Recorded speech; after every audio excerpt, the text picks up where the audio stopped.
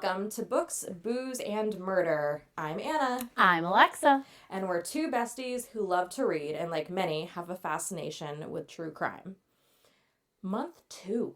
Month number 2. Ooh, how March. are you? I'm pooped today.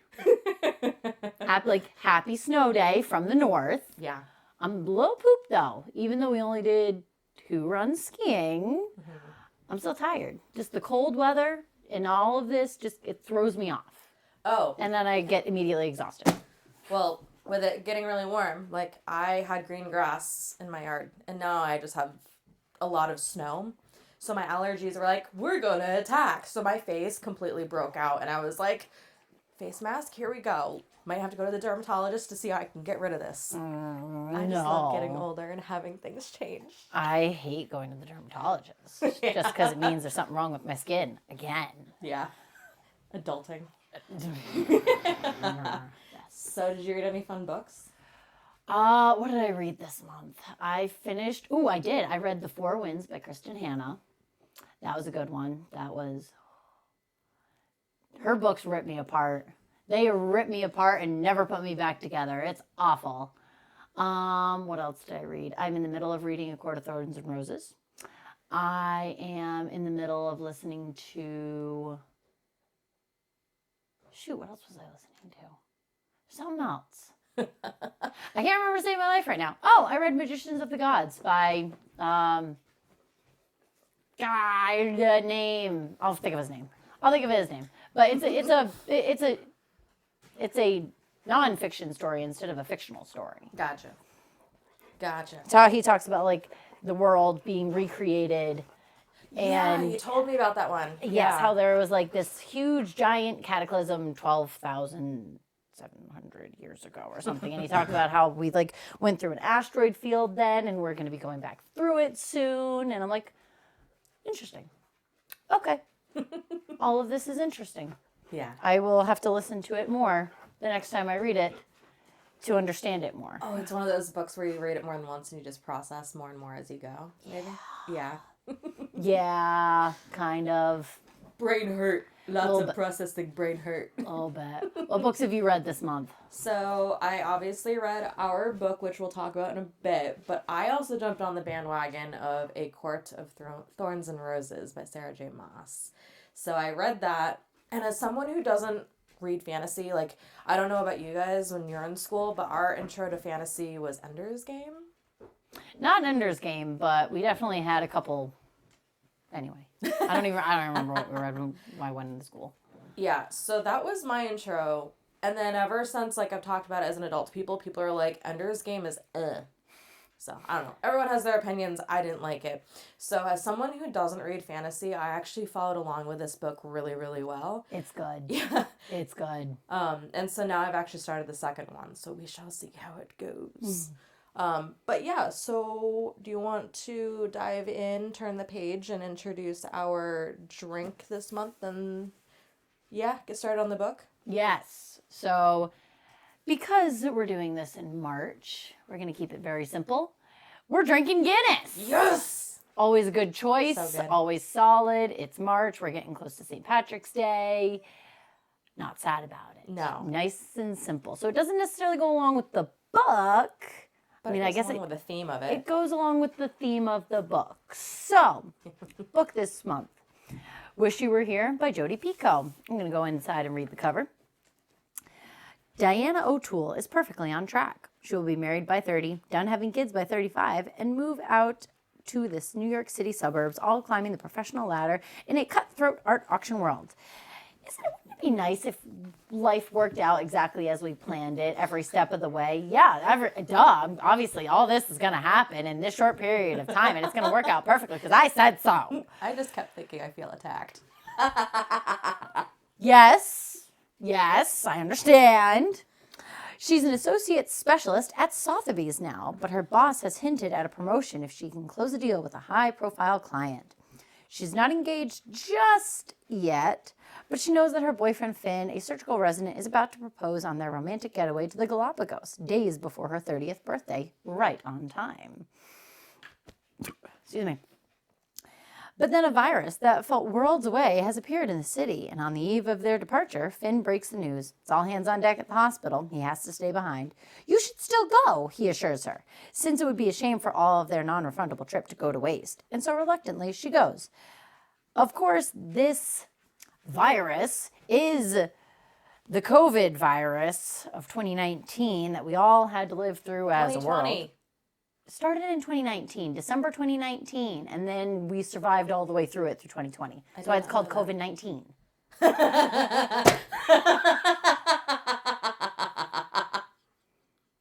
The world got shut down in 2020, but it started and was developed in 2019 in a lab in China.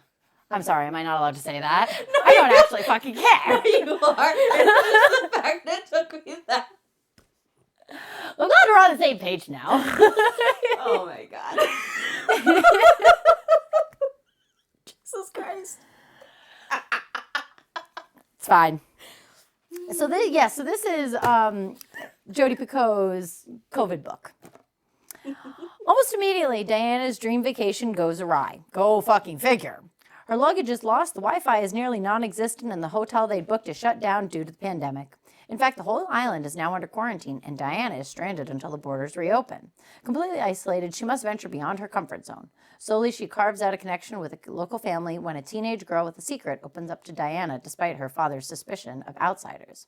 In the Galapagos Islands, where Darwin's theory of evolution by natural selection was formed, Diana finds herself examining her relationships, her choices, and herself, and wondering if when she goes home, she too will have evolved into someone completely different.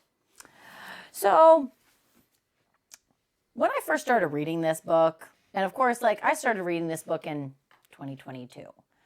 The pandemic was, quote unquote, over. No one was wearing masks anymore unless they chose to.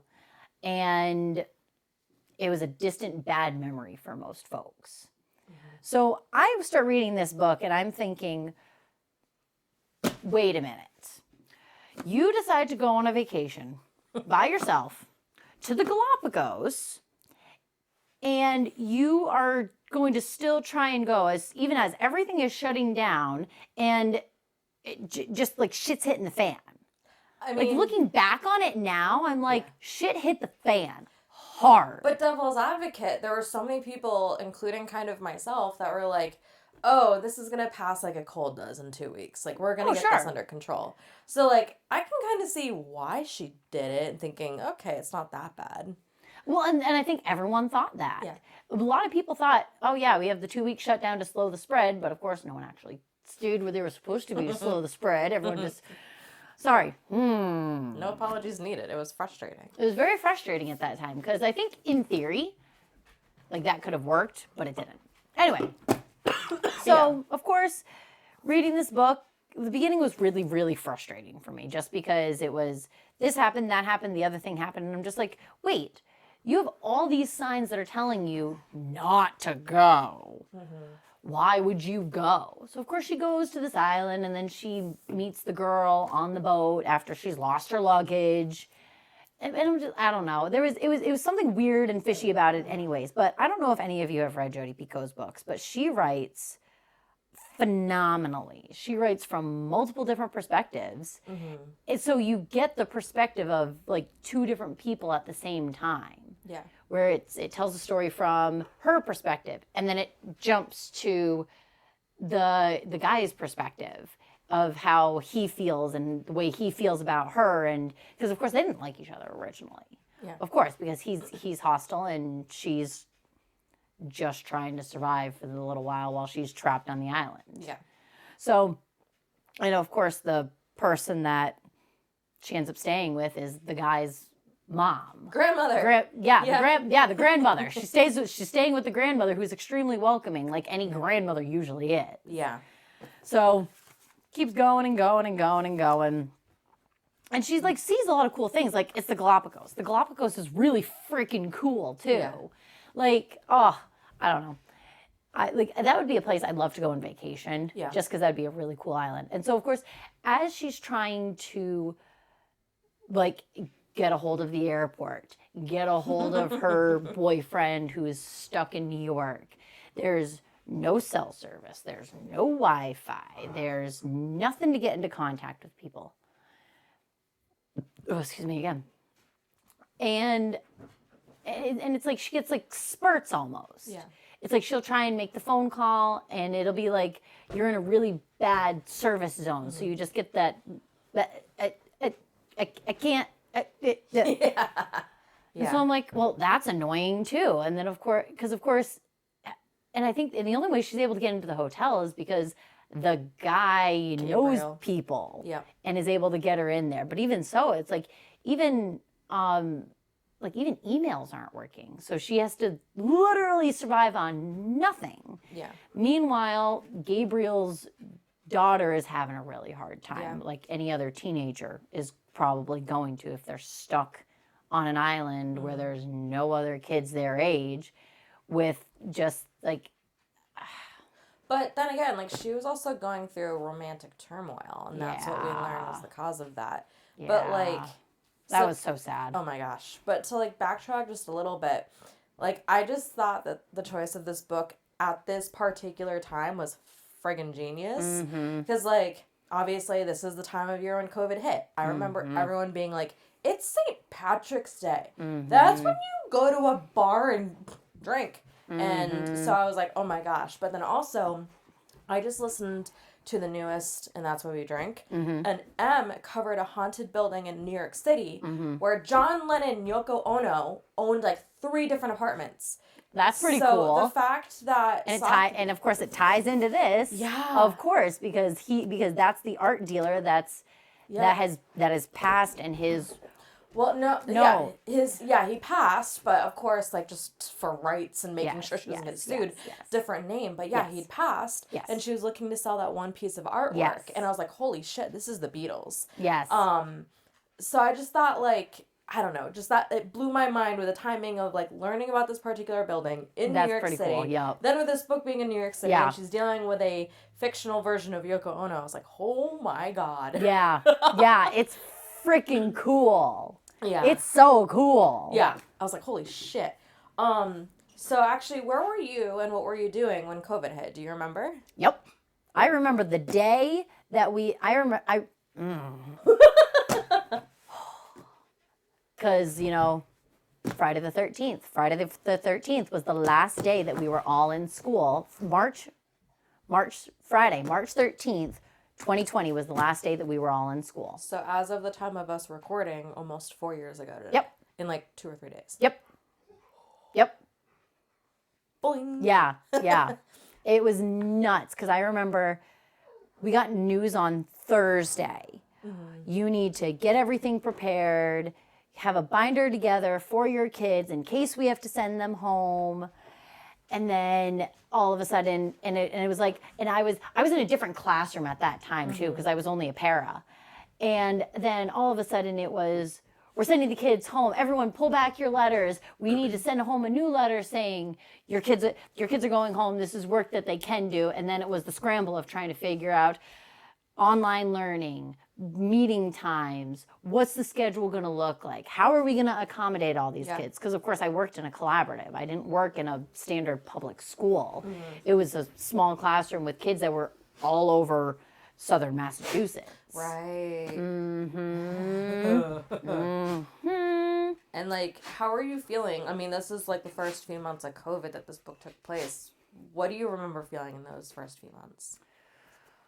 I remember feeling like it was being blown out of proportion. It's not that bad. It's the flu. Like, people die of the flu every year. Why is this such a big deal?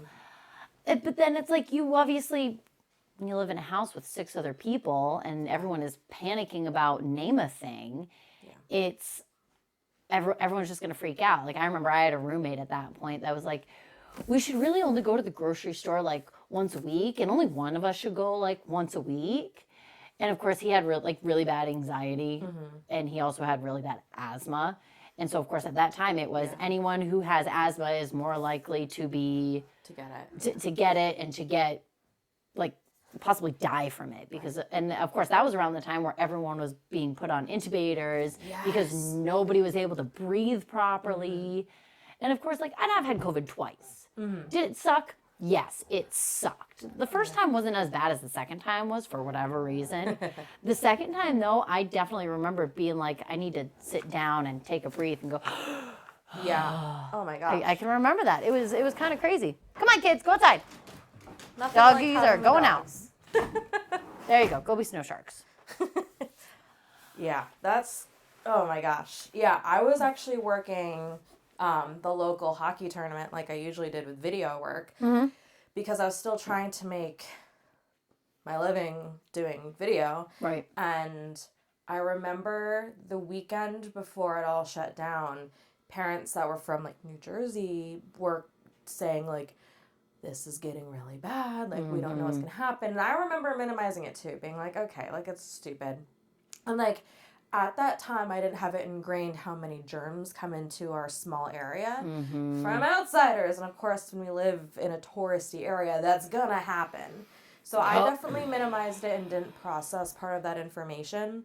But then I remember my boss saying the tournament's canceled for this weekend, I will keep you posted. And I just remember thinking, what do? I have bills to pay. Right. And then that's when my dad was like, hey, my legal assistant is leaving. They're high risk. Would you like to come and work for me? Scanning files, keeping busy. I'm thinking, yeah, it'll be a couple weeks. Sure, I can do that. Easy. I can do that.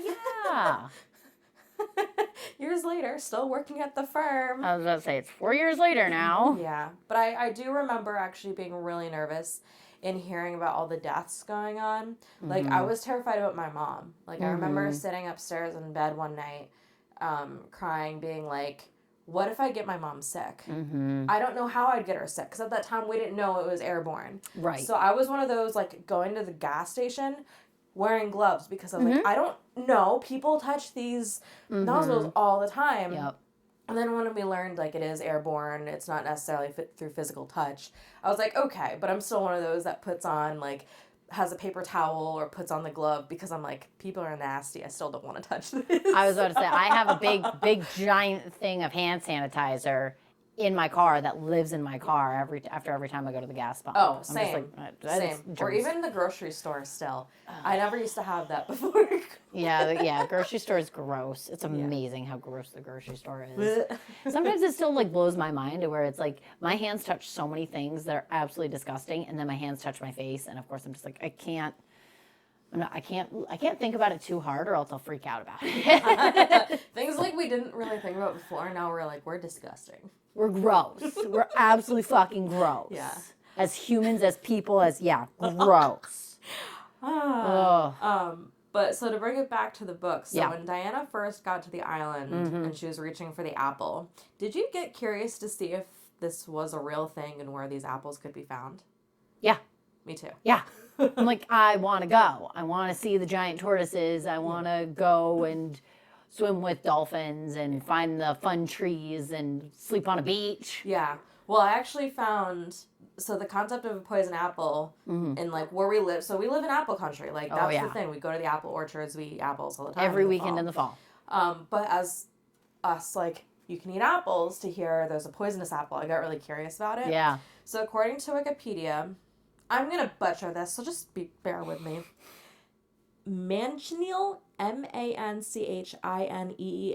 That's the name of the apple that's poisonous. Okay. So it's native to the Caribbean, and then in Florida, the Bahamas, Mexico, and Central America, and northern South America. It's really warm, humid. Yes. Gotcha. So the tree can be found on coastal beaches and in brackish swamps where it grows among mangroves. It provides excellent natural windbreaks, and its roots stabilize the sand, thus reducing beach erosion. Did not know that. So, I mean, I just got curious. I was like, wait, that's a real thing? And, yup. Go figure. Thanks, Wikipedia. Yeah, right? So if you got stranded on an island like Diana did, how would you handle it? Oh, my God. I really don't know. Mm-hmm. I'd probably just kind of like accept my fate and sleep on the beach for a little while. Yeah. I might like take a few laps, like just like lap the island, because it doesn't sound like the island's very big. No. The town's not very populated, so it's just like, who will take it? And I think being a 30-year-old white female who looks not necessarily scary or like unwell. You stand out like a sore thumb. I would stand out like a sore thumb, and B, I would probably not seem very scary, so people might take pity on me. I would also be worried about people like trying to rob us. Yeah, that would be another thing where it's like I'm either someone's gonna take pity on me, so thank you, Grandma, or someone's gonna try and take advantage of me and do terrible, horrible, awful things to me, and that's when I'll be like, okay, so what do I do now? Yeah. And that's when I fell in love with Abuela. Like, granted, there's the language barrier, but I was like, you're the best. I know, seriously, like she fed her, gave her a room, didn't ask many questions, was just kind of like, here, eat, here, clothes, food. Yeah. All the things. I'm like, that's Absolutely. awesome.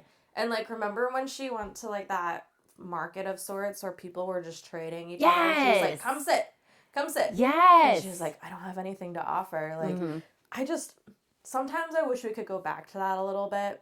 With the barter system, it is interesting. It's interesting how that works.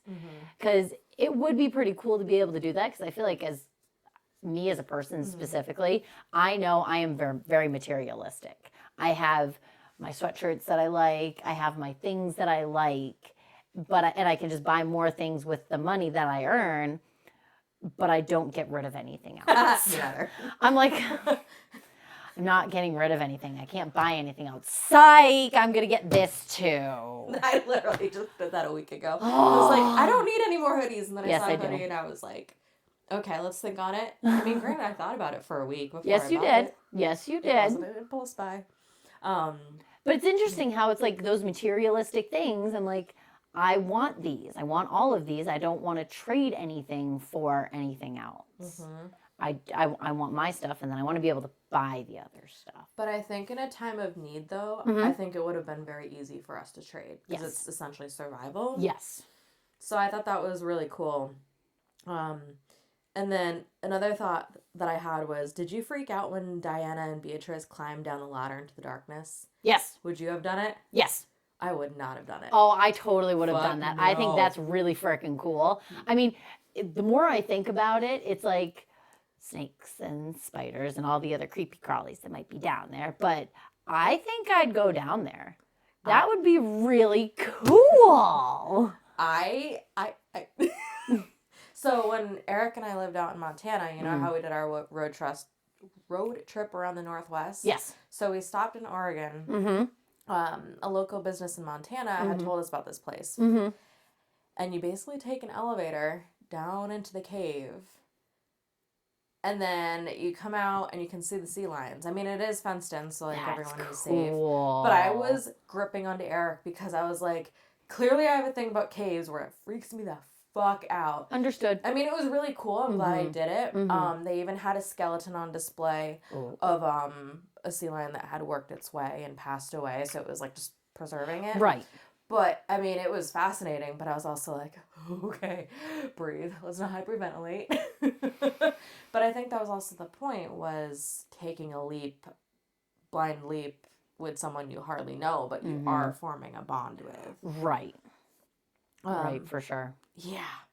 And I don't know. I just really liked that Diana was not pushy with Beatrice. Like, she knew something was wrong. And unless it was, like, suicidal, because remember how Beatrice was cutting herself? Yes, we saw that when it was... It was in the pool, right? Yeah, so she had noticed, I think it was even on the ferry, I think it was, when they first got there on the boat. She noticed the woman had some cuts. I think that's what it was. Okay. I think. It's starting to blur. But yeah, she was choosing long-sleeved shirts and hoodies the entire time. And it's hot there. Yeah. Like, it's March in the Galapagos. It's hot. Yeah. It's not March in the North Country. So I definitely appreciated the fact that Diana wasn't really pushy about anything, unless it was the suicidal tendencies. And then once she learned that this rude guy was the father, she was like, you need to know about this. But then kept everything else private. I was like, oh, you have the best heart. There is a definite delicate balance between, I want to help this person without betraying their trust in me. Yeah. I don't know. There's some things, like if it's something that is really life-threatening, as much information as you can give it. But I don't know. It's a very delicate balance that I've never been able to master. Yeah. Myself. Oh yeah. Do you think the fact that because Diana slept with Gabriel, it foreshadowed her relationship with Finn? Yes. I absolutely, as soon as their bond started to form, where he took her to the wonderful location up in the mountains and was like, yes, you can hang out with my daughter trusts you, blah, blah, blah, blah, blah. You guys have this special bond. I was like, she's leaving him. She's not getting what she wants. Yep. It's not happening. Yeah. But also the fact that, like, I don't recall reading anything about her thinking about Finn either when they were having sex. Like, anything. No. And I was like, your heart is not set with him. No. If you really loved him, truly, despite everything, you would have been thinking about him and would have stopped yourself, maybe, or would have been thinking and then felt guilty about it. If it was me, I would have, if I truly loved my husband. Yeah. So, yeah. I would have been like, nope. Like, it's one of those, like, the opposite ends of the magnet where it's like, nope, can't happen, nope. And that did not happen. But I thought it was interesting, though, that Finn's emails were getting through to her, and it was still her way of connecting with the outside world. So it was like she would connect when she could, but the constant emails from him just, I thought, were a nice touch. Because she was able to get the emails, but she wasn't able to send any emails because of the dang Wi-Fi. She had the postcards. She was like, if I can't send out a text. Oh, yes, that's right. I forgot about that. Yeah, she wrote all these postcards out. And then Beatrice was like, I got you. We have stamps. And then everything came crashing down. And then everything. Oh, my gosh. When I read that part of the book, I was like, holy shit. What? Yeah. And then it made you so curious about why didn't she send them out? Did she know? And with that, though, that was the flip where I was like, holy shit, it's another book where I have a flip through halfway through. I was about to say Jodi Picoult is the queen of plot twists. You still need to read The Housemaid. I know. Frida McFadden. I know. I'm working on it. That's going to be my next book. After I'm done reading the other Jodi Picoult book, I'm rereading for book club. Because that and Gone Girl by Gillian Flynn. Gone Girl's a good one. They all have that flip. Seeing that movie is, so good. Yeah. So good. Gone Girl's a little bit more graphic with the blood than I would have wished, but whatever. Yeah. Gone Girl and Girl on the Train. Yes. That one. Oh my gosh. Boom. Blew my mind. Yes. But so anyway, this flip... Again, spoiler alert, so if you have not read this book, pause this and go read it right now. Unless you want spoilers. Unless you want spoilers, because then here comes the spoiler. Yep. She didn't actually go to the Galapagos. She dreamed the whole thing in a COVID-induced coma. Oh my God. And the emails from Finn were not emails. They were not emails. It was him sneaking in, talking to her when he is supposed to be on duty. Oh my God. And like the way she wrote all that, I was like, how the fuck did that happen? Like, there was no inkling. And I guess that's the point with COVID, it was at that time. There was no inkling you were going to get it. It just, boom. Seriously, at that point, it was just, we don't know who's going to get it. Anyone could get it. But of course, so she ends up being in like a coma for months or weeks or something. 10 days, excuse me. She was in a coma for 10 days. But in those 10 days, she forgot how to eat, forgot how to walk. She had to go to physical therapy. She had to learn how to reuse the bathroom and stand up and all the things. Was on a ventilator. And of course, it's coming out of it. And she's like, I don't know what's going on. Because it did take that long in our time for shit to go from, it's just the flu, it's just a cold, to boom! Hospitals are full and people are dying. Don't leave your house. Yeah. Oh! It was insane. Oh, God, it was crazy. And it was so nuts. And then her whole recovery process, I don't know how accurate it is with everyone. With like, can you be in a coma for 10 days and deteriorate that much. I don't know. Yeah. I don't think you can lose muscle mass that fast. I mean, maybe it's just like the coordination. I don't know if this is based on like the worst of the worst symptoms and she happened to get all of them. So she just ended up like surviving all of it and then being able to just say, oh yeah, no, I'm out of it. But like, Yeah. Oh my gosh, that blew my mind. I mean, going from 1 minute it's swimming with Gabriel to, and that was the other thing, was how his dad died snorkeling. Yeah. And so she was like, I can't do that to him. I'm going to let go. And then boom, transported. But yeah, I mean, I agree. I don't know how fast someone can recover from being on the ventilator, but like, I don't think I've ever heard of a patient in the ICU ever having like an alternate life. But I read the author's note at the end of this, and I didn't realize if you've been on a ventilator, having an alternative life is very common. Interesting. Yeah. Like while you're on the ventilator, you live something totally different. Interesting. That is fascinating. And like that's the thing that I actually really appreciated. Like I'm not bashing healthcare workers, not at all. But like with Diana, she was like, this is kind of what's happened, and everyone's just like, oh, it's the side effects of the meds, and it's your brain protecting you, blah, blah, blah, blah, blah. But then when she does research on Facebook to kind of see if there's any support groups, so many people have spoken up about this, and that's what Jodi was saying. She was like, I went through and I asked people to send me their testimonies. So many people had these alternative lives. That's so wild. Yeah, where they're told by the medical people, like, yeah, this isn't real. But when you're living that alternative life, everything is very much so real. Yeah. And that part, I was like, oh my gosh. Yeah. Wow. I had never heard of that before. No, I hadn't either. That's really fascinating. So Finn came across as really controlling about COVID, and I truly cannot blame him. But do you think he was as paranoid or controlling about everything before COVID hit? I guess we don't know, do we? No, but I do feel like she was, as the description says, on this track in her life of I want to hit these certain milestones.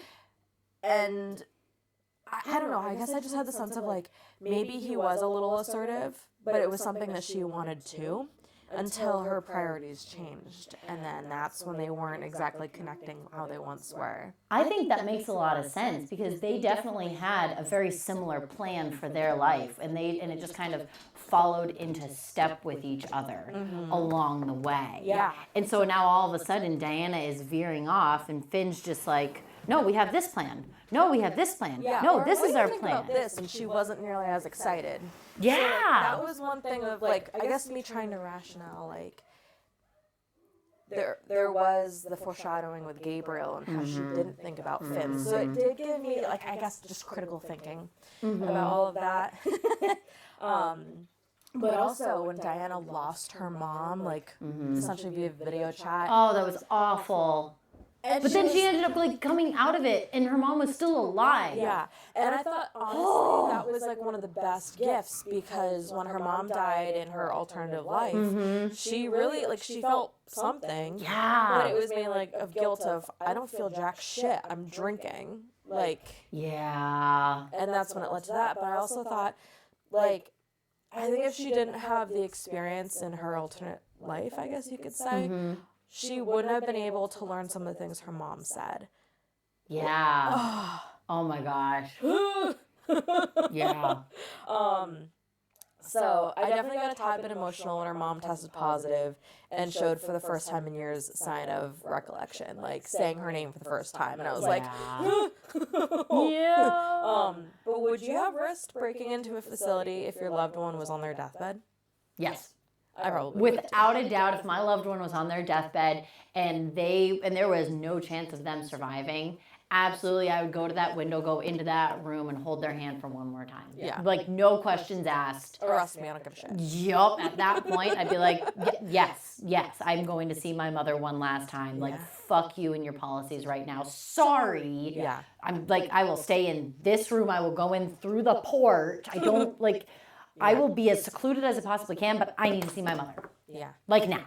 And I think her realizing, like, I need to get myself moving now that I'm out of the hospital. I need to go see my mom. I think that, like, so many people say closure is bullshit, but I think it's circumstantial as far as what case you're involved in.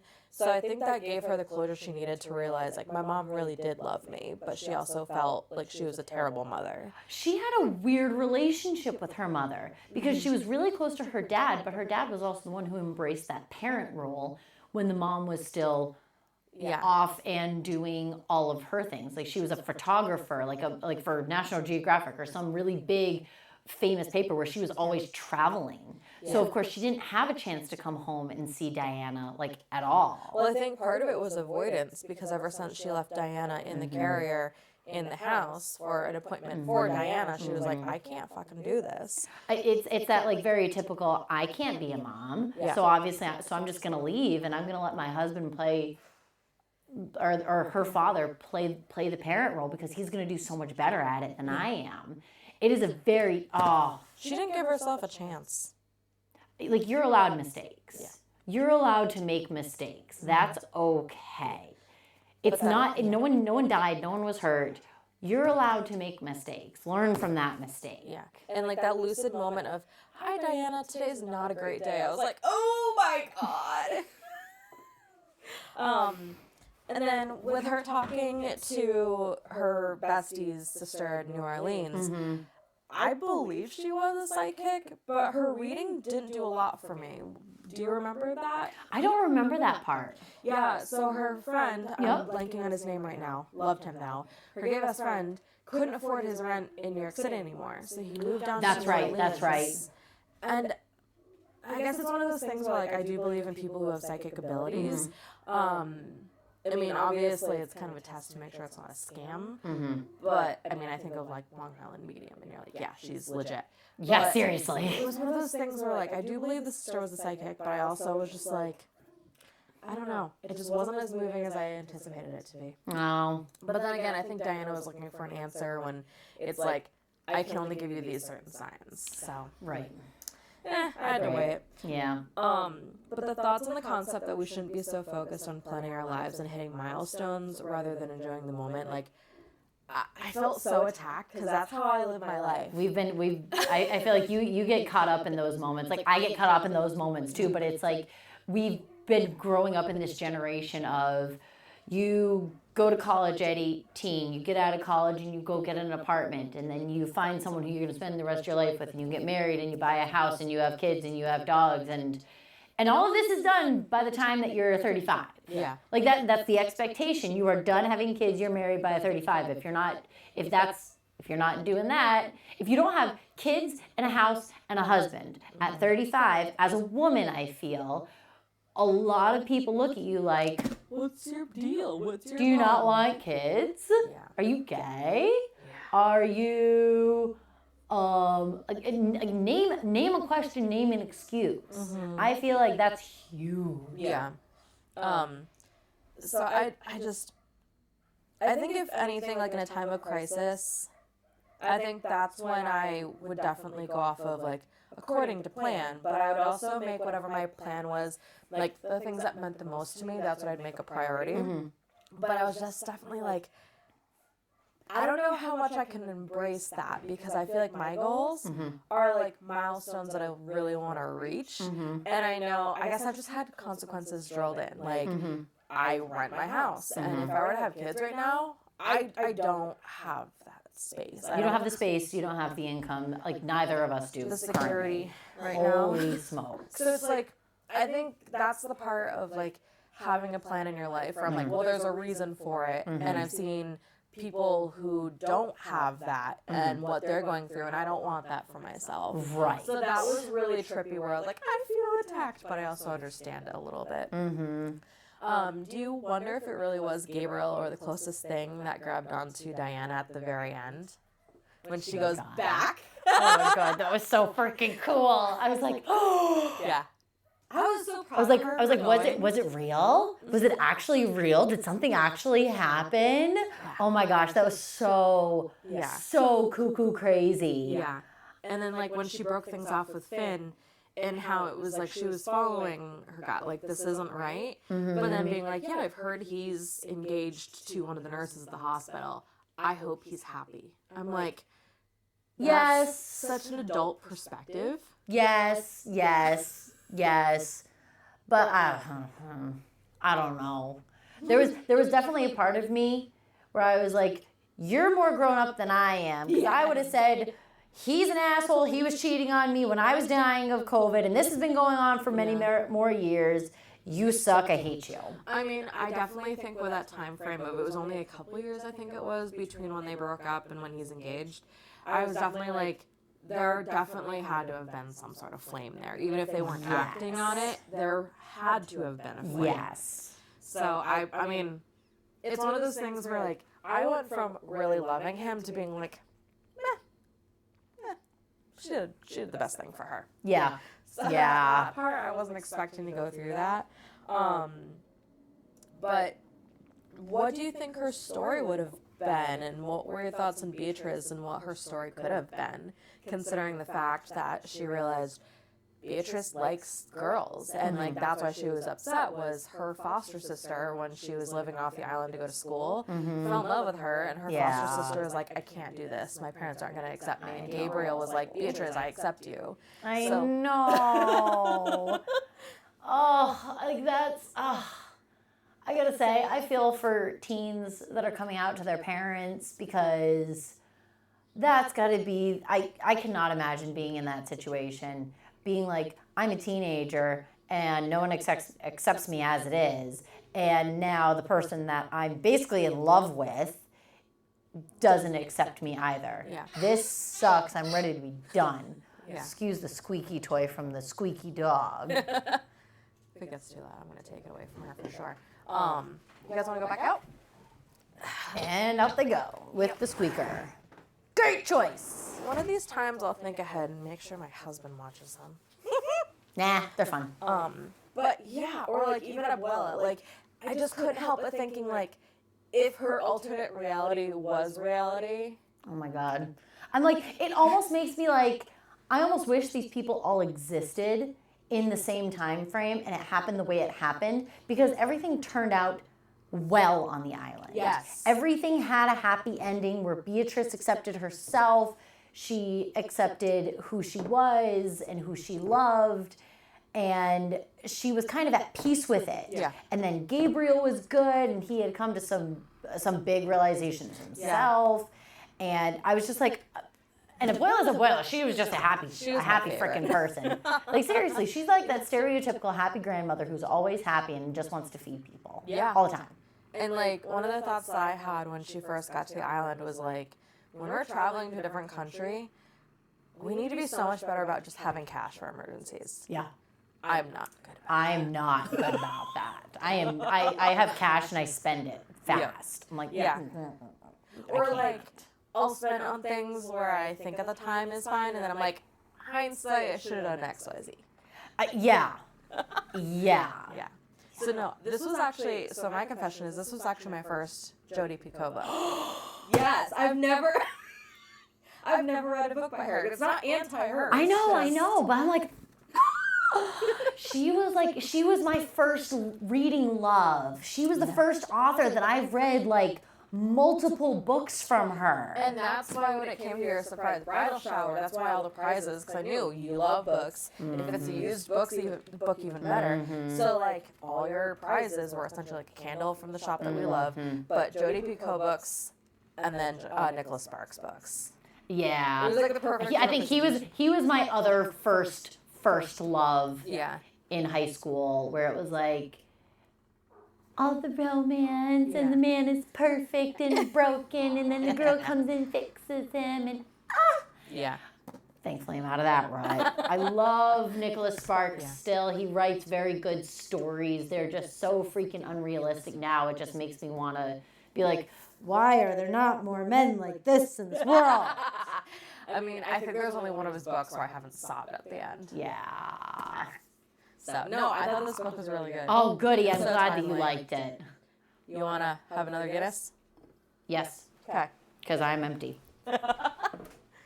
I'm telling you, like, her books, I might suggest more of her books. Obviously, we should probably take a break from these books now because this one was good.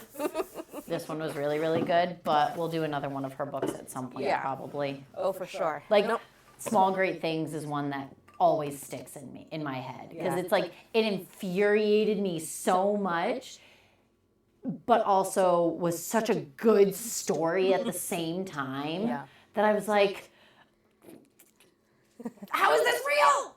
I mean, as someone who's not familiar with her as a person, I did read, again, like the after part, and how, like, she talks about how her life was at that time and what they were doing, and then boom, it hit.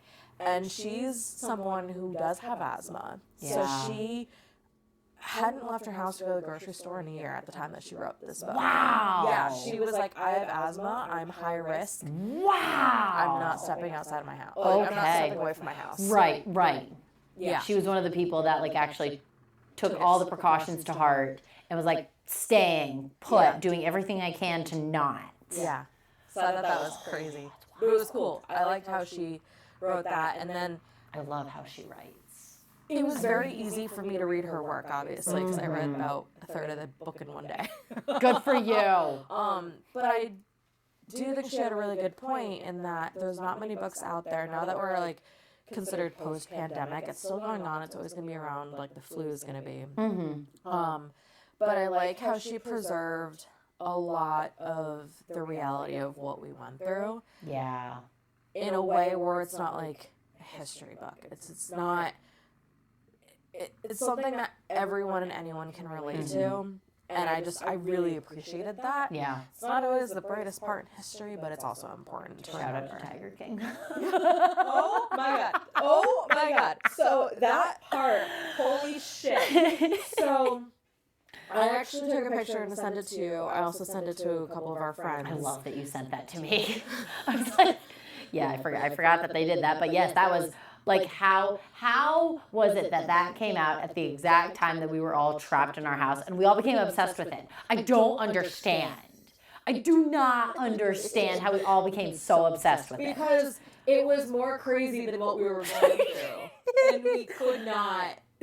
That's accurate. That's really accurate. It's like, this is more nuts than reality. Yeah. That's what I need right now.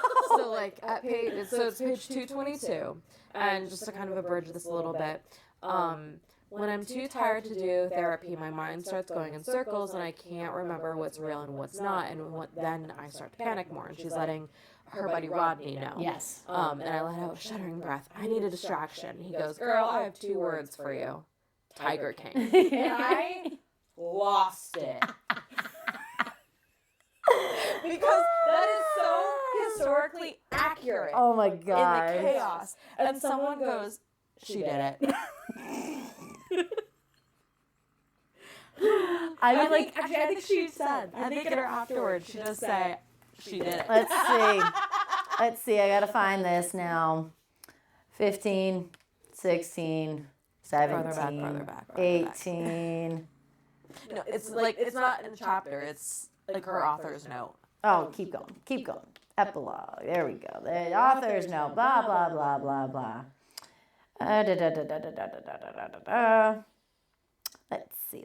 It was March. Her last trip to the grocery store was March 11th, 2020, when later I learned that all the other people at my table at the wedding in Mexico had contracted COVID, 2 were hospitalized. Yeah, you see, that's something that I think would mess with me really bad, is if I was around people that had caught it and were hospitalized because of it. Oh my gosh. Holy smokes, that would have messed with me wicked bad. All right, let's see if I can find this. Yeah.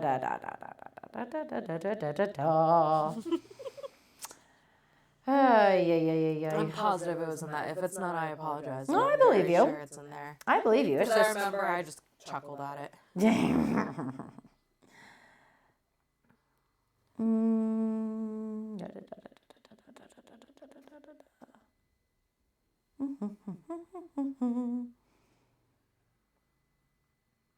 Or maybe it's in the thanks part. Well, when I tell my story, you can, or when I was about to say, if you want to switch over, and Yeah. I'll try to see if I can find it Yeah. at Yes. some point. So we'll turn the page over to true crime. Hold on while we're doing that. Yep. Beautiful. So beautiful. Okay. So I do have a Google alert up for Rachel Morin because I'm like, if anything happens, I do want to update everyone. I've been getting so many of them, but they've been stupid. It's like, I don't know. It's no real news update.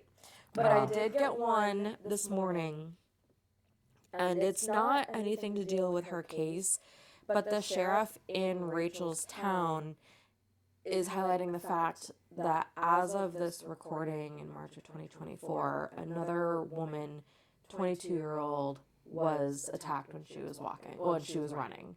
And that took place in Georgia. So it's one of those things where, in combination with what happened to Rachel, in combination with what happened to the student, just this quick snippet from Google. On February 22nd, 2024, Laken Riley, a 22-year-old American nursing student at Augusta University, was abducted and killed while she was jogging at the University of Georgia in Athens, Georgia. Her body was found in a park near Lake Herrick. Her cause of death was blunt force trauma. So it's one of those things where this is happening a lot, and the reason why this stands out, and I didn't do this on purpose, but it's very, very similar to what today's case is all about. So this is the case. Well, actually, let me back up a little bit. So when I chose this case, I didn't intend to pick a crime that had so many similarities to last month's. I was really just looking for one that took place in Ireland to play up the fact that this is a March episode. What convinced me, though, was that this happened in the middle of COVID. Or like, not in 2020, 2021, but this was 2022. So COVID was still very much present, and nearly everyone interviewed on local news was wearing a mask. So, connection to the book. Our victim's occupation reminded me of you as well. I found a video from the YouTube channel called Truly Criminal that was really well done and helped me learn the story in an easy and quick manner. And I actually remember an Instagram account that I follow called, shout out Irish Daily, actually posted about this, and I wanted to learn more, because I was like, what is this? So before continuing on, I am thankful to Reddit because obviously, as we know, I'm really paranoid about misinformation, right, and want to make sure I'm doing my part right. So Reddit helped me to figure out which papers were reputable in Ireland, and I forgot how much gossip there is over there. I'm like, holy shit. That's a rabbit hole.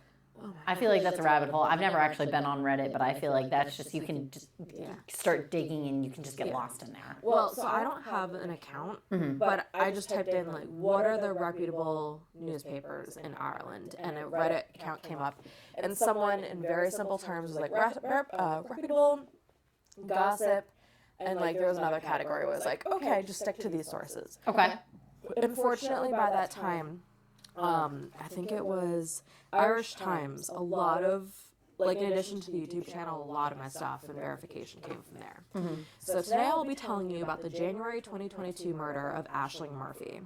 This is a crime that shook not only her community, but the entire UK as well. It made everyone angry that after so much time, women are still being subjected to violence and desperate, like, it needs to stop. Yeah. And you'll kind of hear why, because not only is a woman minding her own fucking business, doing her thing outside getting fresh air, like, it's not only happening in the United States, but it's happening internationally too. Right. It needs to fucking stop. Right. Running is dangerous, don't do it. I know you do it, but I go running, I like running. No. Running is good. No. I run around a track and I run with my husband. No. Running is dangerous, don't do it. So Ashling was from Tullamore, Ireland, which is located somewhat close to the heart of the country. And when I was looking at this, there is a very big difference between Northern Ireland and Ireland. But when you look at the whole island in general, it's like, I consider it pretty close. Okay. She was 23 years old and had nailed down her dream job only a couple months after graduating from college. Good for She her. was fucking killing it. Yeah. She was a first class or first grade teacher. Bless her. You're Bless her gonna be soul. kindergarten next year. According to Irish Times, she was a newly qualified teacher who was already making a fantastic name for herself. So she had only started working at this school in March of 2021 as a sub, and then promoted to a fixed-term position that September. Good for her. Due to her bubbly personality, her smile, and her talents, her impact was astronomical. I watched a very quick clip of the version of the principal there, and the whole community was shaken. It was bad. So the way her dad described her made me think of you as well. She was always on the move and did as many activities as possible. Sounds about right. The Truly Crime episode showed pictures of her holding a dog, so she was a dog lover. She was also a skier, so it was cross-country skiing that I saw. Okay. And then she did play the violin. I can't do that. I know. She had also invested in Ellen pipes, which is supposedly one of the most difficult instruments to play, but she was determined to prove to herself that she could do it. Oh, good for her. Yeah. She's driven. So driven. And then as someone who grew up in the musical world, like I played piano from early elementary into high school, and the jump from clarinet, bass clarinet, alto sax. Part of it was my teacher was like, "Can you play this? Can you play that?" And I was like, "Sure." Let's say French horn. There you go. That's best I got. Though. Yep. But I had never heard of this instrument, so I was really curious. So, assuming that many like me are in the same boat, I wanted to give a little breakdown as this instrument fascinates me. So, I'm pronouncing it Ellen pipes, but they're spelled, you ready for this? No. Uilleann.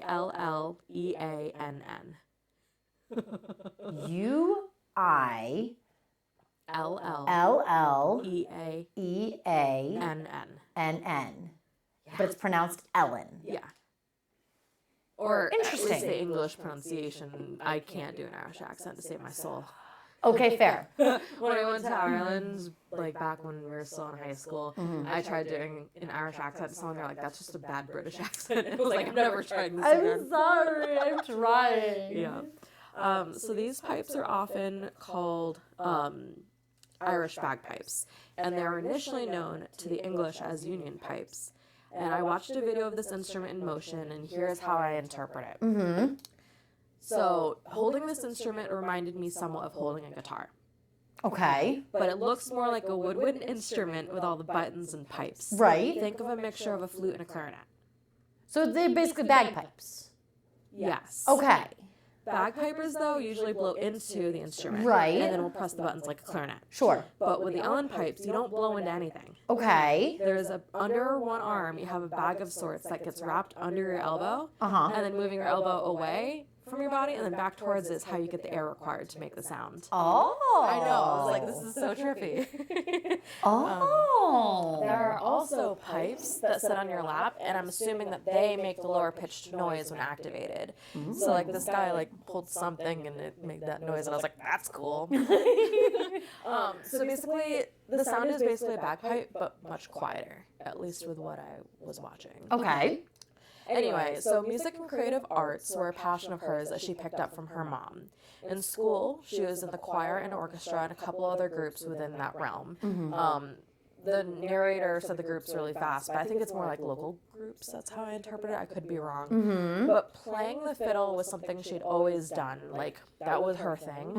And she was ranked in the top 5% of the country. Wow. She was fucking amazing. Wow. She was close to her family and was in a very serious relationship with her boyfriend, Bless Brian. her soul. Oh, she so well-rounded. I'm like, can I be when I grow up? As she's 23 or 30. Yeah. But like, she was so serious. Like, they're already creating a plan, like, post-life. Like, they're already talking about getting married. Like, they were very, very serious. That's awesome. So the timeline runs like this. On January 10th, 2022, she dropped off groceries at Ryan's home as they were sheltering in place due to COVID. Ryan really wanted to give her a hug, but was unable to, so they just said, hi, bye. Like, you don't really think it through. It's just like, nice to see you, but I also know I can't really touch you, COVID. Well, it's like, and that reminds me of, there's a TA that works at the school who has family that lives in, my God, what country does she live in? Spain? No, it's like one of those Western European nations.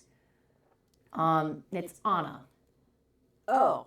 I can't even remember where she's from. Anyway, yeah. she's love this lady. Yeah. She's a freaking miracle worker, but she has family that lives in Western Europe. And she was saying there's literally like there was a hardcore law in place at that time saying you could not walk more than 150 yards from your house. Wow. It was wild. I was like, So what do they do for groceries? I have no idea. Wow. But I remember her saying that she had to like her I think her sister maybe or a cousin had to walk her dog, and it was just like literally in front of the house that she could walk her dog. She couldn't go anywhere else. Yeah. That was where she was restricted to be. And I'm sure that there were not many cases in that country. They're probably not, considering everyone was literally forced to stay in their home. Yeah. Oh my gosh. The beauty of FaceTime, you know? Oh my gosh. If we had to deal with this back before technology, we would have just been a hot mess. I was about to say, I can literally still remember I was on a Zoom call with my mom, my dad, a whole bunch of like my second cousins, and we played Cards Against Humanity online. It was the funniest freaking night of my entire life. I never laughed. And of course, my family is all freaking loud Italian, so we're all yelling over each other. You're loud Italian and you're Greek. Talking about that side of my family, though. That's the Italian side of my family. Well, I'm just saying, you're the combination where you're loud and unapologetic. Me personally, I am loud and unapologetic. Cheers. That's why we bond. Yes. So anyway, so they didn't think much of it because they'd planned a trip for 10 days from then. So they were going to be leaving anyway. Right. So not being able to hug her, though, is something that Ryan regrets every day because that's the last time he saw her. So 2 days later, Ashling finished teaching and went for a jog. A run by the canal was a normal activity for her to do since she was still living with her parents. Normal activity for her to do. Just like fucking Rachel. Mind your own goddamn business. But she was still living with her parents, so she responsibly told her mother where she was going, and her mom's like, I really wish you wouldn't go there. It'd be nice if you went somewhere else. And Ashling was like, I'm an adult, Mom. Like, I'm gonna do what I'm gonna do. Standard 23-year-old, we still think we're invincible at that point. I'm telling you where I'm going out of respect for you. Yeah. Yes. Mom's always right. Just saying. Yep. So, just like Ashling's case, well, not Ashling, just like last month's case, the location of where Ashling was running was a common area for people to walk, jog, or bike. Again, it's like that converted trail. Like, sure. Exact same friggin' thing. Right. But there's actually a monument in the area where Ashling was running called Fiona Pender. And it's a monument that's named after a woman who went missing in 1996. And earlier I had mentioned I kind of like went down a mini rabbit hole. And we're going to go down it a little bit because this is unsolved. And I do think like I want to cover this again. But Fiona plus other women deserve to be mentioned. So again, I want to sidetrack briefly to Fiona's story. All right, let's go sidetrack. Divert. So according to the website for, quote, Ireland's Vanishing Triangle, a podcast I stumbled upon, I didn't listen to it, but I read through their website. Fiona was a 25-year-old woman who was 7 months pregnant. She had been shopping with her mom one day and returned to her apartment that she had been sharing with her boyfriend, John Thompson. So she went shopping, hung out with her family for an evening, but again, 7 months pregnant, she was tired and she wanted to go home. Right. And her family was like, that's fine, like do what you need to do. Went back to the apartment at 7 p.m. And then she had made plans with her family to see them the next day. But that never actually happened. So the following morning and afternoon, family members went to her apartment to see if she was okay, but the blinds were drawn and the lights were off, and they just kept thinking like, oh, she must be sleeping. But in fact, she was gone. Yeah. So 7 months pregnant. Oh, I can't even. 25 years old. I can't even imagine. Yeah. I can't even imagine. Yeah. Like your child is basically almost fully formed at that point. Like, oh. Yeah. I know. It's friggin' brutal. So John, the boyfriend, had left the day of Fiona's disappearance, because we do know that like they consider the day of the disappearance to be that following day. Okay. So he left at 6 a.m., like after he'd seen her, to work at his family's farm that was 8 miles away. Okay. And then I don't remember what day they started talking to him, but he had been staying at his family farm ever since. He hadn't come home. Okay. So a couple witnesses came forward with theories about what might have happened to her, but nothing ever came of it. And then in 1997, so 1 year later, John and some of his family members were questioned, but they were released because the police didn't have anything on them. So rumors have gone around, but no one has been arrested in connection with Fiona's disappearance. Her case has been linked under Operation Trace, along with other women who disappeared at that time, just out of thin air. So to give them some dignity, their names are Deirdre Jacob, Annie McCarrick, Jojo Dillard, Fiona Sinnott, Sinnot, so I apologize if I'm mispronouncing that, Eva Brennan, and then Ciara Breen, Ciara. It's one of those things where, like, Sierra, maybe? Sierra, Ciara. I just know that, like, with different countries, you say things differently. But either way... In this country, we say things differently. Let's be freaking real. Oh, my God. Massachusetts towns. So we Worcester. Worcester and Dorchester are spelled extremely similar, if you know what I'm talking about. Yep. And they sound nothing alike. Yeah. So I wanted to say their names and put that information out there. We will be uploading a picture of Fiona Pender to our Instagram page, but I wasn't able to find a group shot of all the women that was high enough quality and from a source I trust, so unfortunately we're not going to be providing that. But you can simply Google it and find other pictures that are going to be fine, but all these women are still missing. So, And this was all around 1996, 1997. That's when Fiona Pender went missing. Right. And she was connected. So the other disappearances happened all in the 90s. Okay, That's why they had a name. Okay. So I was curious to know why a monument was erected and just, like, why does she stand out? And learned through the Irish Times that in 2014, the family designated the memorial and had it placed along the canal as she was well known in the community. Fiona's Way is a 4.5 kilometer walk, and I was too lazy to convert that to miles, so it doesn't friggin' matter. But it's less than 2.5. There we go, that's why we have you. So it's a 4.5 kilometer walk and was dedicated to her memory for charity walks and events. So why did I feel like it was necessary to bring this up?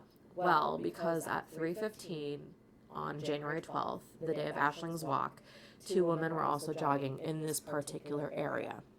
They saw a bike on its side and the sound of a woman crying. In an effort to help, they worked their way down the canal, and what they saw was horrifying. A man was cowering over Ashling, and when he saw the 2 women, he snarled at them and told them to go away. So it's all where this friggin' monument took place. And I was like, you fucking piece of shit. It was clear that Ashling was struggling, but she had stopped being vocal. Unfortunately, and I don't fucking get this, none of the joggers, neither of them, had their phones on them. It's 2022. I don't go anywhere without my phone. Dude, I didn't even go anywhere without my phone when I was like, okay, I shouldn't say that. I rarely go places without my phone. If I forget my phone, I have my husband stop the car and say, wait, where the fuck's my phone? Yeah, that's another thing is if we don't have our phones on us or whatever, if our phones, we can't use it or something, we always have another phone available. Yes. So I don't know what the circumstances were, but that's what everything was telling me, was that they didn't have their phones on them. So they both yelled and told him that they were calling the police. And they ran to the nearest home and did just that. But oh my God! I would not have run away. I literally would have bolted at him and tackled him. I don't care that I'm 5'1" on a good day. I would have tackled him and been like, okay, you go get help. I'm going to try and hold him as best I can because you don't see a weapon? No fucking way I'm leaving this chick alone. And that's why I really do believe that every woman needs to take a self-defense class. Not to necessarily, to protect themselves, which we shouldn't have to, but clearly we do still. That's why I'm, fucking ranting. But also, if we need to protect another woman, you enact that shit. I mean, this guy had a knife. Mm-hmm. So it's distracting him in another way. But yes, I would like to think you're on a fucking nature trail. There are woods around. Grab a stick. Grab some rocks. Throw them at him. Get him away from her. Don't run away from her. Not trying. I'm sorry, I would not have done that. I would have done it very differently. In the heat of the moment, I understand, but I would not have left that poor girl alone with this. I agree. Or I would split up. However, like, I guess, like, in a way, we don't know how everyone is going to react, fight or flight. But I would like to think that both of us would be like, get the fuck away from her. Like, I don't give a shit. Like, if I have to get injured myself, at least I still have my life. Like I said, I'm going to grab a stick and I'm going to start swinging. Yeah. I'm going to go down swinging if I have to, because no. Yep. So by the time the police arrived on scene, Ashling was alone. Despite paramedics' best effort, they couldn't revive her. Brace yourself. She had been strangled and stabbed 11 to 12 times in the neck. One article listed 11, another listed 12, but the point is she was stabbed an excessive amount. And her keys were near her, and it was clear that she had tried to use them to defend herself. Ah, that's smart. Yep. Good girl. Yep. So according to Shirley Criminal, the joggers gave a description of the attacker and described him as wearing a navy-patterned bomber jacket and with unique stitching on the back and a bike with lime green on the front. And the bike with the lime green, that's what brings this case together. This is kind of what I loved, was investigators were able to access information on Ashling's Fitbit to put a timeline together. Hallelujah. So her workout began at 2:51 p.m. 20 minutes later, it tracked erratic movements, and at 3:31 p.m., it was not tracking a heartbeat. So, I mean, that type of information, it's like, okay, like this that was fast. Yeah. That's fast. So the investigators believed this was a random attack, and the description reminded them of a local resident known for causing issues.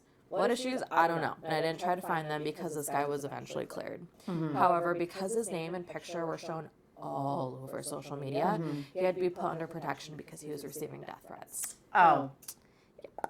I'd be very curious to know what those other things he got in trouble for. I don't want to be stereotypical. But it's like, if you cause trouble, you're probably going to still be in trouble until you've proven that you're not going to be in trouble. Like, yes, it's a double-edged sword. Yes, it is a very vicious cycle, but like, I mean, that's you natural. made choices, and you now have the reputation for being trouble because of the choices you made. Absolutely. Yeah. People are going to assume that you did this because you are obviously trouble. Yeah. So that's why he was thought of first, and that's why they took him in and they did clear him. So my assumption is that he was probably a creeper with other women. Ecky. Yeah. Within 24 hours, flowers were placed along the canal in Ashling's memory. The community was shaken and numb as many young women used the canal's walking path. So again, very similar to Rachel Morin's case, where people are just like, what the fuck? The Minister of Justice made a statement on a local news station stating the obvious, and what we often rant about, that women should not have to take measures to ensure their safety when they're just trying to move and get fresh air. Is Ireland one of those countries that you are not allowed to, like they're more anti-gun, similar to the UK, where you're not allowed to have a concealed carry, you can't own many firearms, you can't have a handgun? I'm not too sure about that. All I do know that could be in relation, granted this is the UK because I listen to the Osbournes podcast, right, is they've mentioned something about like knives are banned, or like very similar to like what we're trying to, like a lot of people are trying to do in the United States as far as gun laws. Knives are apparently the focus in England. So I know because they can't have guns. That's the problem. Is like people are going to hurt people. They're going to hurt people. Yeah. If they want to hurt people, they're going to find something. If it's not guns, they're going to get a baseball bat. Are you going to outlaw baseball bats next? That's my soapbox that I'm going to stand on for just a hot second. Is like, if people are going to hurt people, they're going to find a way to do it regardless of what implement they're going to use, and they're always going to find something. Yeah. And I mean, like, and if we think back, it's like people used to beat the shit out of each other for soccer games. Yeah. Soccer games. I just listened to Wine and Crime's newest episode, and granted this was back in the 1800s, where it was the potato famine time. Yeah. Irish immigrants had come over to the United States, and they were dueling over who was the better Shakespeare actor. Yes. And a whole riot went down, and like 30 people died. Yep. So yeah, stupid shit. I'm just like, stop fucking harming people. Okay? Like it doesn't matter what method you're doing. Like the level of pettiness. Hands to yourselves. Hi, welcome to elementary school teaching. Keep your hands to your fucking self. Yeah. Can't. So I have no idea what Ireland's stance is. I'd be interested to know. Because it's like, I know in Canada you can't have pepper spray. In the UK you can't own a gun. Like, those are the specific, I shouldn't say can't own a gun, but I'm pretty sure you cannot concealed carry any type of weapon. Canada is the same. Yeah. No, but yes, it's like, okay, so you want women to protect themselves. What do you want us to do? And that's kind of why I'm getting so angry. Like, I'm not purposely doing a lot of these cases where it's like, oh, this is in connection to this. It's literally, I'm picking a case where I'm like, wow, this is really fascinating. And it comes back to this issue of these women were minding their own goddamn business and they got attacked. They were running. Yeah. They were trying to make themselves better. Don't try to run. Don't run. I'm running. I'm running. I'm running so I can run faster away from the assholes that try and catch me. In theory. Yeah. So And I lift heavy. So I can. Oh, well, I'll lift weights. That I can do. know. And I'll throw a few punches and kicks. I don't give a shit. It's just running. No. And you grab your mouth like this and do a fish hook. Yep. So basically it was the argument that, like, Ashling was not out in the middle of the night. Right. She was in an area that many consider to be safe. It's 3 o'clock in the afternoon. Yeah. So, like, that's the part that angered so many people, is she wasn't being reckless. So one of the worst things about this was because it just gained so much attention, which was good. Like, it gained attention. We want to solve this crime. But online trolls started victim blaming. Oh, shocking. Yeah. So activist Laura Bates pointed out that while victim blaming was coming from a place of grief and rage, it doesn't matter what she was doing. The act of victim blaming minimizes the actual crime. It's like when women go out wearing a short skirt, the guy saying, I was really attracted to her. I wanted to have sex with her. It's like, fuck off, dude. We're not asking for that. We're dressing because we want to dress like that. Thank you for being attracted to me. Does not mean you can touch. Look all you want. I don't really care. You're going to leer. Fine, I'm going to walk away. No touchy. Yeah. Keep your hands to yourself. Yeah. And that was actually, there was a few pictures that I found from some of the protests basically saying, like, this needs to fucking stop. Just, like, there was actually a few pictures of protests going around, or just marches. And some of them had a lot of pink hats on, and it kind of reminded me of the Washington March. Oh my God. Where it's true. Like, I know, I understand, but I'm just like, that's overkill. Well, I think in this case, it was creating awareness for, like, women's rights. Like, she wasn't being stupid. She was not being stupid. She was going for a run. I get that. I totally understand. No, I'm talking mostly about the hats in Washington. I'm like, that's too much. Keep your hands off my shit. It's true. If you don't have the same body parts, you can fuck off. Anyway. Anywho. On January 17th, investigators thought they had a break in the case when they received an email at 10:44 p.m. Someone was claiming to have committed the crime. They quickly tracked down where this came from, and it was a man who suffered from mental health problems. Yep. Unfortunately, he claimed to have drunk too much and didn't remember writing the email. Sober, he stated he had no idea why he'd written the email and it had nothing to do with the crime. Continue, please. Piece of shit. Continue, please. I have a lot of opinions. So they did more searching on this guy, and he eventually was ruled out. So that's why I'm not even naming him, because he's got shit he has to work through. Then they got the break that they needed. They'd been watching a 31-year-old man who had walked into a hospital 2 days after Ashling had been killed. It was not near the crime scene, so, like, that's a big thing. He'd walked in to get treatment for bad cuts, bruises, and scratches to his face, along with some stab wounds to his abdomen. Given the crime was front-page news, hospital staff and investigators started wondering if there was a link. The man couldn't explain the injuries and what happened, but he was in bad shape. Upon their arrival, investigators began doing a background search on him. What they found caused them to seize and search 2 cars and search 2 properties as well. One was an hour away from Dublin, another minutes from where Ashling had been killed. Understood. At the hospital, the 31-year-old was interviewed with the help of a translator, and he claimed to have been attacked by a man in a blue medical face mask.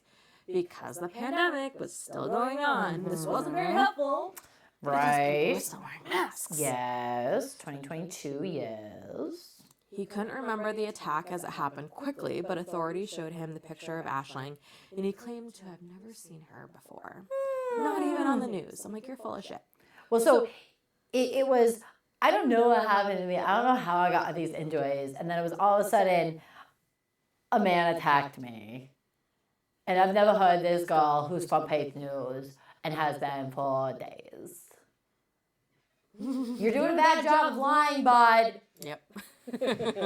So a short time later, actually no, the investigators were not convinced of the story, so they let him sit and stew for a while. Good. With his thoughts. A short time later, he spoke to them again. He said the man he was attacked by also attacked Ashling, and he claimed to have tried to help her, not hurt her. After the attack, he left her. You do know her. You're a bad liar. Oh, it gets worse. After the attack, he left her in the ditch since he did not have the medical training to help her. You suck. However, You're a worse human than you seem. he's pretty fucking terrible. Uh-huh. However, his story changed again. He claimed accountability. At the time, he was told he didn't have to keep talking, which, standard, you don't have to keep talking. You're incriminating yourself. Yep. But he couldn't stop. Please keep talking. Please keep talking. Please make your life worse. Yep. He claimed to have used a knife on her neck, and they both panicked. He asked if he'd be put away then for 10 years. So I'm like, you clearly know you're fucking wrong, and you want to know what your punishment's going to be. You're not guilty. You're not guilty. No. Dripping with sarcasm. And then I didn't see a lot of information on this, and it doesn't fully matter in my opinion. He did somehow provide a DNA sample, and that DNA matched under Ashling's fingers. Or for her nails. Done. Yep. You done. On January 18th, Ashling's funeral took place. It was attended by many political figures, and local schools observed a minute of silence at 11 a.m. in her memory. Wait. So she was murdered in March of 2020. No, she was murdered January. It was January. Yes. Okay. For whatever reason, I kept thinking it was March. Well, because that's when COVID began in 2020. Right. But no, this I know it was 2022, but it was early January. Yes, early January. Oh, so it was right after the holidays too. Yep. That sucks. January 2022. Okay. Yeah. So Ashling's funeral took place, but obviously because it was headline news, like a lot of politicians came in. That's what they usually do. Right. And then local schools observed a minute of silence. I don't know why it was 11 a.m. The only thought I could have was that's what time her funeral was. Was at 11 a.m. And this is the part, like, we're not going to post this on Instagram just because it's minors' faces and I don't feel appropriate posting them. But you can obviously Google it. At the funeral outside, her young students lined up on the front lines holding up a picture of her as the procession passed. Yeah, I'm like, oh my god. Yeah, it's heartbreaking. So that's one thing where I'm just like, oh my gosh. So that same day, the guard announced, I'm assuming like the police, announced the arrest of the man who killed Ashling, but they didn't announce his name. He was being held under Section 4 of the Criminal Justice Act, 1984, which states, and I quote, "If at any time during the detention of a person pursuant to the section, there are no longer reasonable grounds for suspecting he has committed an offense to which this section applies, he shall be released from custody forthwith unless his detention is authorized apart from this act." So that was how they were holding him. He was eventually identified as Joseph Pushka. He was a builder and had moved to Ireland from Slovakia in 2015. He'd been living in Tullamore with his wife and 5 children. That evening, he appeared in court, and outside was essentially just an angry mob. Like, it was crazy. Can't blame him. He freaking murdered this woman. As more information came out in Joseph's came in, Joseph's actions that day were startling. He was clearly hunting for a victim. He had been riding his bike down a trail when a woman stepped aside to let him by. Standard. He passed slowly, staring at her, giving her a chill. And as women, I think we all agree. Like, we see that look from a man, you're like, fuck off, I don't want to be near you. She saw him later on at the canal, walking behind her with his bike. She could feel his stare and increase her speed. And somehow there was a van nearby. And I don't know, I guess in the heat of the moment, you can gauge if something is safe, but apparently she jumped into this van and was able to get away. Okay. He'd also followed 3 other women that day. No. And then all of it was seen on camera. No. Yeah, and that was the big thing, was green on the front. All those cameras showing him, green on the front. Eventually, he came across Ashling. Despite his actions, he'd never been on the radar of law enforcement. According to... How? Like, do you just do this for fun and no one mentions anything? My thought is... So according to the BBC, Ashling and Joseph were not familiar with each other before this crime took place. And I had the same thing. Like, he also does not have a criminal record in Slovakia. So my thought is, perhaps he's just been really good about avoiding arrest. Because you don't do this unless, like, you've been thinking about it at least, or doing whatever for a very, very long time. And I'm thinking that if you're just being really creepy, a lot of women don't go and say something to the police and say, this guy's being really creepy. Like, that's just something that you don't, like, you don't necessarily just go and do. So, it's frustrating because it's reactive and not proactive, but there's absolutely nothing that they can charge him for or nothing that they can actually do with that situation. So if he's been doing this to 100 women, it doesn't matter. It's again reactive. Oh, he went and killed someone. Now we got to charge him with something. No fucking shit. Did they get the wife's perspective at all? I'll go into it a little bit. Not necessarily her perspective, but I will say, like, what his family thinks. Joseph entered a plea of not guilty, shocker, stating he couldn't remember admitting anything in the hospital. He went back to his original story of trying to save her. And he tried to blame the difficulty of using a translator, like, just that I couldn't understand. Language barrier. But that was bullshit. Because, like, one of the things I read was the translator was like, no, it was very clear that he knew exactly what was going on. Like, I was brought in for a reason. In a bonkers turns of events, on June 13th, 2023, 5 people appeared in court. They were all connected to this crime and were charged with withholding information or impeding the investigation.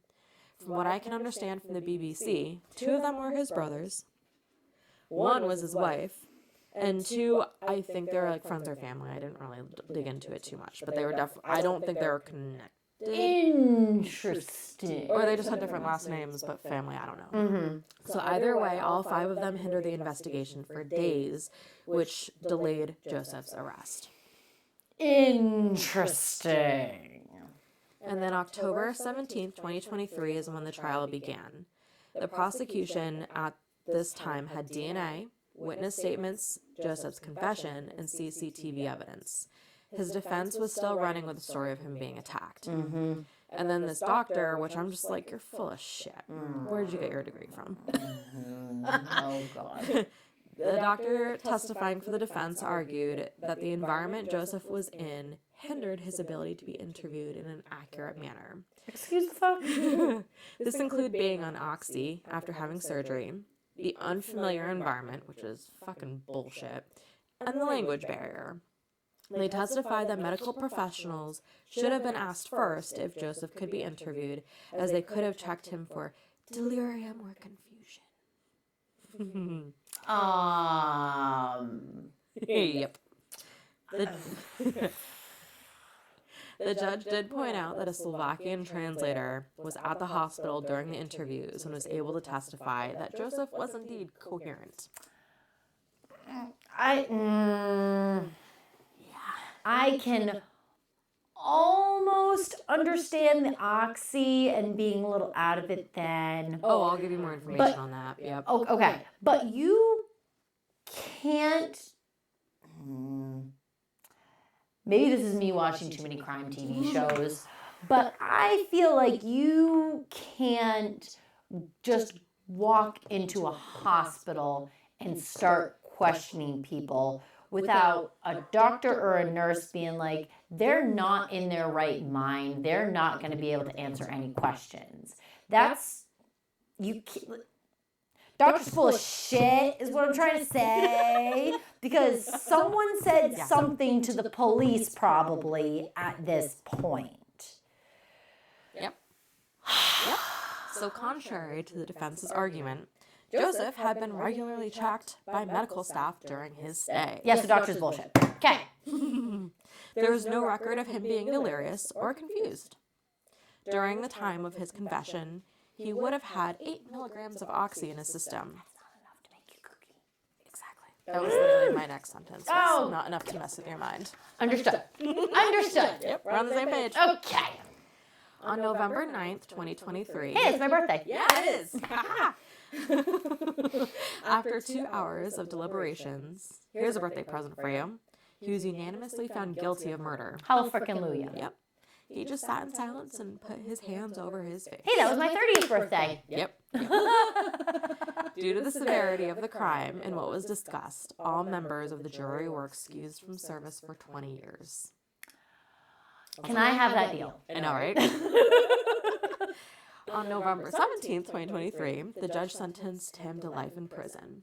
I'm assuming he wasn't able to enforce the U.S. version of life without parole because it sounds like it could be possible for Joseph to be released at some point in the future. I don't know when that's going to be. But the judge certainly wanted the without parole part, as they commented that whomever is in charge of Joseph's future down the road should take into account that the reason for killing Ashling is still unknown. He won't say why. Fascinating. Yeah. So I loved Ryan's victim impact statement, where one of the things Ryan said as he faced Joseph said, "May you be in hell a whole half hour before God even knows you're dead." Mm-hmm. I like that. That's a very eloquent statement. Yep. And then, like a true coward he is, Joseph tried to take his own life in prison, and I obviously had to take care of that, and this stupid coward. And then Ryan said, this like what broke my heart. He said, the painful thing for him now is to work through, like, for him to work through is to remember her longer than he knew her. And then Ashling's sister, Amy, stated that Ashling was always there for everyone, but no one was there when she needed help. I was like, oh my God. As a big sister, she couldn't protect her younger sister when she was alive. All she can do now is protect her memory. And as a family of 5, it will continue to set the table for 5. Well, as a family, we will continue to set the table for 5. I know, I was like, keep it together, keep it together. So rather than ending this episode with our theme, I felt it fitting to listen to Ashling playing her fiddle. Oh. So basically, just to kind of add an extra note, and then we can discuss this more if you want to. But my sources came from Truly Criminal on YouTube, a lot of the Irish Times, the BBC News. Being able to differentiate the accurate and not gossipy columns was really important because I felt like Ashling deserved that, and having this all accurate information. So that, and actually what's great to know was when I was looking for videos of her, people in Ireland were doing like in memoriam concerts for her, just big, and I was like, oh my gosh. So that is the sad story of Ashling Murphy. And I guess next month's book. Yes, We'll talk about next month's book. Yep. So next month's book is by Elle Kennedy. She has a couple series. They're definitely a different taste than what we've done the past couple months, but it's a nice segue into what we're doing for the following month. And that's going to be held under wraps until we get there. So this is The Deal by Elle Kennedy, the off-campus series. There are 4 books in the series. I have personally read the first and second. Little smutty, very college-based, and of course, talking about hockey, the sport of my heart. Yes, it is. So there's that, and yeah, that's that. Well, wait. Do you have a description? You had the description last time. I did? Yeah, you did. Not this book, but with the Jodi Picoult book. Picoult book. Oh, okay. Okay, well, so I guess she's about to make a deal with the college bad boy. Hannah Wells has finally found someone who turns her on. While she might be confident in every other area of her life, she's carting around a full set of baggage when it comes to sex and education. Seduction. That's a seduction word. When it comes to sex and seduction. I was having a hard time with that. I can read, I swear.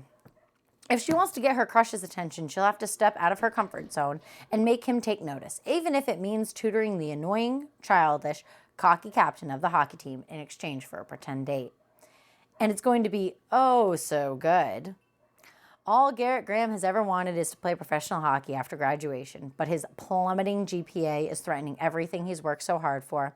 If helping a sarcastic brunette make another guy jealous will lift his grades and secure his position on the team, he's all for it. But when one unexpected kiss leads to the wildest sex of both their lives, it doesn't take long for Garrett to realize that pretend isn't going to cut it. Now he just has to convince Hannah that the man she wants looks a lot like him. So prepared for a lot of sex and yeah. Smite! I can live with that. It's nice and smutty. Cool. All right. Well, this wraps up episode number 2. Episode 2. We'll see you. Cool.